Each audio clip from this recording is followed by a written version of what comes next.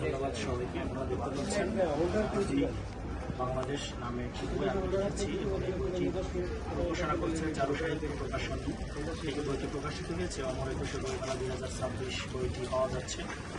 বইটি মূলত আমি লিখেছি বাংলাদেশের প্রেক্ষাপটে সাধারণ মানুষ, আমরা যারা বাংলাদেশের সাধারণ নাগরিক যারা রয়েছে তারা আসলে কেমন বাংলাদেশ দেখতে চায়, আধুনিক বাংলাদেশ বলতে আমরা কি বুঝি।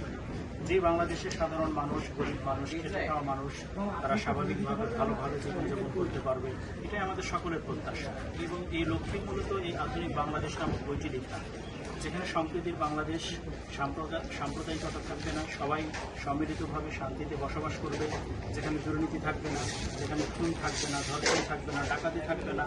আমার মা বোন যারা রয়েছে তারা নির্বিঘ্নে এই বাংলাদেশের মধ্যে বিচরণ করতে পারবে, চলাফেরা করতে পারবে।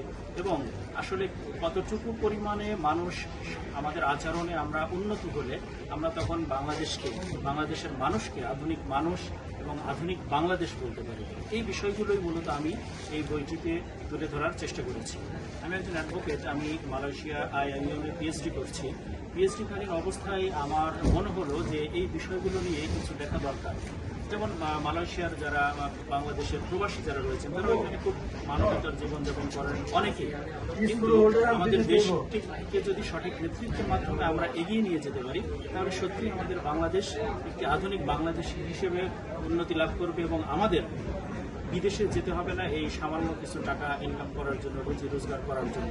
বাংলাদেশে থেকেই দুর্নীতি মুক্ত যদি বাংলাদেশ হয় তাহলেই আমরা সত্যি সুন্দর একটি বাংলাদেশ পাবো। এবং এই বিষয়গুলি সামগ্রিক একটি দিক নির্দেশনা আমি মূলত এই বইয়ের মধ্যে দেওয়ার চেষ্টা করছি। আশা করি আপনাদের বইটি ভালো লাগবে। পাঠক শ্রোতা যারা রয়েছেন তারা বইমেলায় আসবেন, বইমেলায় আসার আমন্ত্রণ জানাচ্ছি এবং আমার বইটি সংগ্রহ করবেন। ধন্যবাদ সবাই।